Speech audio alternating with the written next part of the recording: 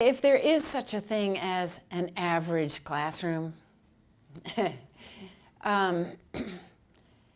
you can expect that, let's say 20 kids, 4 or 5 of them are going to need additional support at various levels of intensity. Maybe 2 of them will really struggle, will really be dyslexic or have a language-based learning disorder. On average, the middle 10 kids will be progressing according to how explicitly they are taught. They will not have learning disabilities as such in a typical class, but they will need explicit instruction and how to do things, and will reap the benefits of that.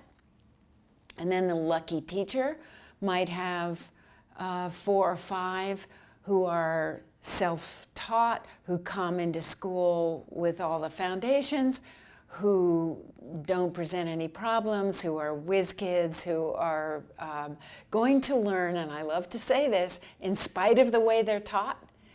And these kids, and a lot of us who are highly verbal and who go into a field like this, we're kind of like that, where we're wired up. We were wired up to love words. We were wired up to look at words and ask ourselves how the sounds matched with the letters.